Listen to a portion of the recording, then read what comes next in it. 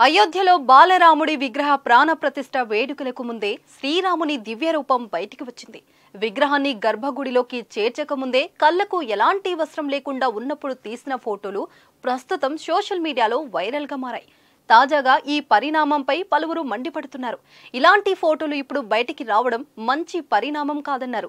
దీనిపై ఆలయ ప్రధాన పూజారి ఆచార్య సత్యేంద్ర దాస్ తీవ్ర ఆందోళన వ్యక్తం చేశారు. Gautam neuro care brain stroke, migraine, fits, brain and spine surgeries కి బెస్ట్ న్యూరో సర్జన్. ఈ సందర్భంగా ఆయన మాట్లాడుతూ గర్భగుడిలోకి చేర్చిన శ్రీరాముని విగ్రహం కళ్లకు వస్త్రం కట్టిపెట్టామన్నారు. ప్రాణ ప్రతిష్ఠ సమయంలో ఈ వస్త్రాన్ని తొలగిస్తామన్నారు. అంతకు ముందే పూర్తి రూపం ఫోటోలు బయటికి రావడం ఆశ్చర్యానికి గురి చేసిందన్నారు. ఇలాంటి ఫోటోలు బయట పెట్టడం సరికాదన్నారు.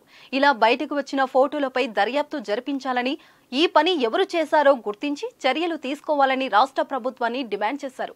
యథావిధిగా అన్ని కత్రుబుళ్లు జరిగాయని, అయితే ప్రాణ ప్రతిష్ఠ తర్వాతే స్వామివారి నేత్రాలను బహిర్గతం చేయడం జరిగిందని ఆయన తెలిపారు. ఈ ఫోటోలను బట్టి చూస్తుంటే గర్భగుడిలోనే తీసినట్లు తెలుస్తోందన్నారు.